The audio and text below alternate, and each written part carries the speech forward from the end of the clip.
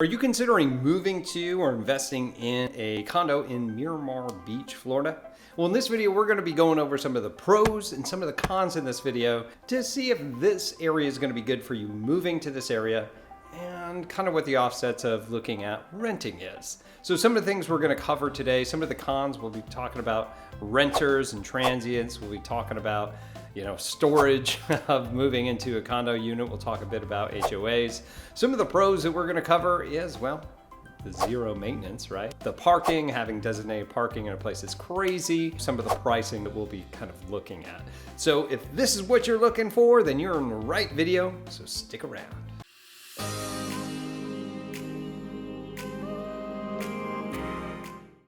What's up, everybody? This is Tim Whittemore with the Whittemore Group here in the beautiful Destin-Fort Walton Beach area. That includes the Miramar Beach area. If this is your first time to our channel, we do tons and tons of videos about everything you need to know about our area. So go ahead and hit that subscribe button, click that little bell so you're notified every single time we got a new video coming out.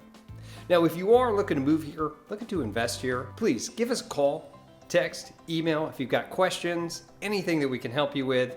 And we'll be happy to have your back when moving or investing in this area. So let's go ahead and get started. Let's talk about Miramar Beach. If you're here, maybe you've never seen this area, or if you have, well, you know. But Miramar Beach is located just to the east of Destin, and we're gonna call it just to the west of the 30A and Panama City Beach area. Okay, its population's not that big. Last census was around 9,000, a little bit over 9,000 people. And what is Miramar Beach known for? Why do people know this area? Now, a lot of people will say that it's part of the 30A area. I don't say that that's true. If you watch any of my videos, I can't get over it, right? It's not on Route Highway 30A. It's not. But it kind of has the same sort of feel. It's a little bit cheaper to live there than living in the luxury 30A area, right? And you're still pretty darn close to everything. So what is it really known for? It's got lots of shops, great area to go vacation, the beach, going down scenic Highway 98, like going down there and just seeing the beach, like it just never gets old. It's been like a decade since I've been here, and every time I go down there to show homes or just transient in the area and just take a look over as I'm driving, it takes your breath away. The white sand beaches with the cascading water, it doesn't get old. It's amazing, right? But those are some things that this area is really known for. The silver sands outlets that we have out here, and it's just a really great place to be around, especially being in that exact area, having access to Destin, and being able to go out to 38. So let's hit some of the cons. What's going on? So I always like to start with the cons so we can end on a positive note with the pros. All right, so let's hit it up. First one, there's lots of transients and renters when you come to this area. Meaning that if you are looking to go into a condo, most of these condos are short-term rentaled. Right, there's not a whole ton, there's not a high population of people that live there the entire time. Now, I'm gonna say that some of the complexes are more geared towards people that are staying there full time or staying there months at a time.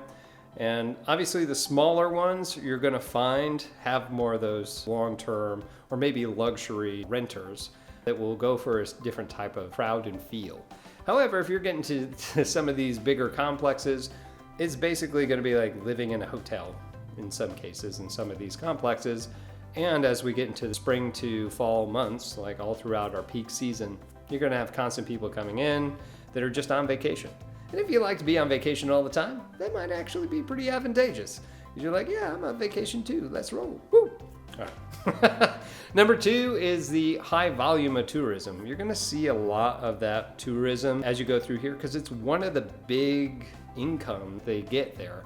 So you're going to see a lot of that when you're out at the pool or hanging out at the beach. You're going to see a lot of out-of-towners. That's just kind of our area in general, but just be aware that that could come around. Again, it might make you feel like you're staying at a resort, which could get old or not. Depends on you. All right, number three is the high HOAs. If you're in a condo, you're going to have an HOA associated with that. Why? It's because when you own a condo unit and say you're in the middle, you own half the wall to the left, half the wall to the right? You own half the floor and half your ceiling. Everything else outside of that that's not somebody else's unit is covered by the HOA. So basically the insurance for the entire complex is going to be on there. All the maintenance, the pool, any of the amenities that you have is all going to be part of the HOA. The keep up of the lawn, stuff like that. The maintenance that you don't have to do, right? That's all being taken care of by the HOA. And the management costs. All those things are going to be encompassed in there. Now, granted, it's going to be a little bit lower if insurance is lower, if it's not right on the beach, if it's on the sound or something like that. But no, you'll have one or two. If you're in Sandestin, you may have upwards of 3 HOA payments that you may have to pay over the year. Kind of crazy, right? Not only that, I want to add to this, I just thought of it, but you also have assessments. So if the HOA is not planned correctly and they don't have enough funds in it and something happens to the unit, they could charge you an assessment on this condo for you to go, hey, all the owners, you've got to pitch in a couple of grand because we got to go fix this side of the condo because we kind of let it deteriorate and we didn't do anything because you guys didn't want higher HOA fees or whatever, right? I'm just kind of making that up. So yeah, by the end of the year, you're going to have to pay us X amount of money. It's just one of those things that you have to deal with, but you do have voting rights in the HOA, and they do have at least annual meetings for you to go to, so you can vote one way or the other. So you do have some power with it. Just know that that could happen. Number 4 con, purchasing. Some of these units aren't going to fall in conforming loan types for you to purchase this home, or to purchase, your home, your condo, right? So first, it may have a higher 20 to 25% minimum that you put down for purchasing some of these. What we call this in the real estate world is we have warranted and unwarranted condos. And most of those that you're going to find in Miramar Beach are unwarranted, meaning you can't use a VA loan, you can't use FHA. You know, you're going to have to find maybe a portfolio loan or something else, somebody that's going to hold that note for you. Good news is that we know people that do that and get you in touch with them, but it could be a higher down payment, or some places like it's almost impossible to get a loan on because it's a condo-tel, that's how they classify it, and it may have to just be a cash purchase. So just make sure that you have somebody that's representing you that knows these things to make sure that you're taken care of when you do decide to come out this way.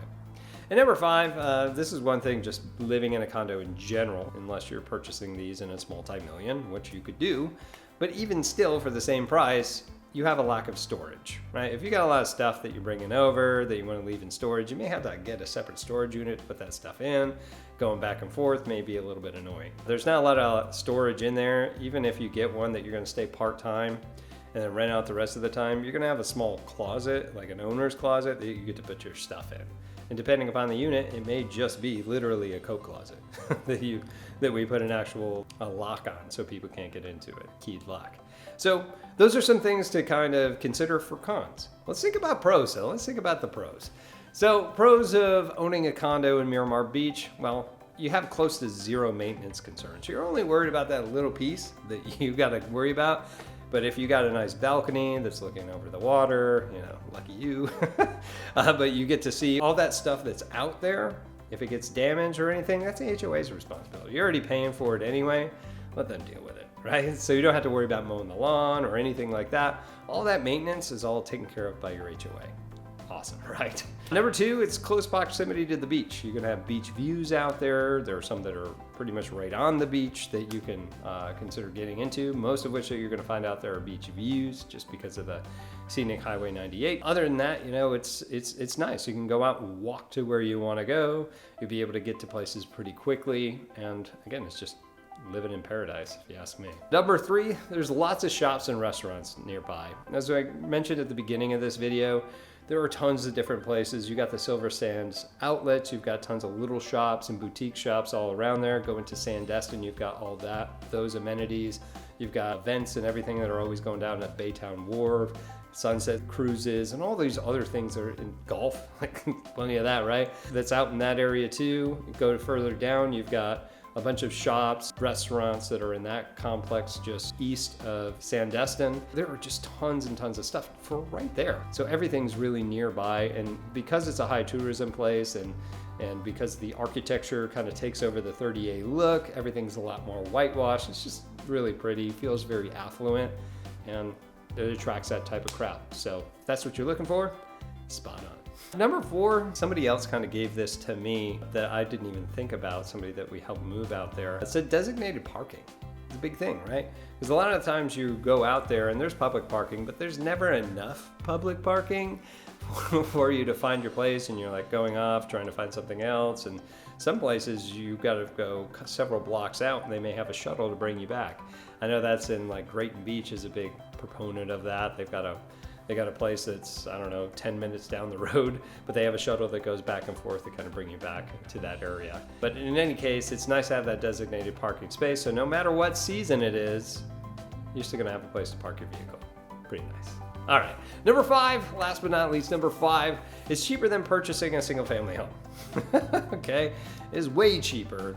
All right, and it's gonna be within close proximity to 30A. Because there's just not a lot of condos out in the 30A area. Really, it's not going to seem that sort. The median price is like 1.2 million that's out there for single family homes, and even the attached units and things like that are still going to be pushing that price range. Your median condo range in Miramar Beach here at the end of 2023 is $575,000. That's pretty good, you know, especially if you're looking for a single family home. The median rate in Miramar Beach is $1.2 million, and that's just the median for getting a single family home. Pretty crazy, right? And that's a high all the way up to 3.4 mil if you're looking to get into the luxury space, and a low of even 159,000. Now, granted, you're going to have to do some rehab for it, and it's not going to be on the beach side, it's going to be on the north side of Miramar Beach, but still, it's nice to be able to know that you can still get into something with a reasonable amount of money. Okay, well, that's all I have for you. That's the pros and the cons of living in a condo in Miramar Beach. If you have any questions about anything I mentioned here, please leave it in the comments below. I love hearing from you guys. Please try to keep it positive. And if you are moving to this area, got some questions, need some help, please reach out to me. You can reach out to our team members here. We've got your back if you've got those questions, or if you're moving here and you need assistance. So please give us a call, text, email, find us on social media. Whatever you got to do, we got your back when moving here to the Miramar Beach area and the surrounding areas here on the Emerald Coast. My name is Tim Whittemore. I'm here with the Whittemore Group at LPT Realty. We'll see you in our next video. Take care.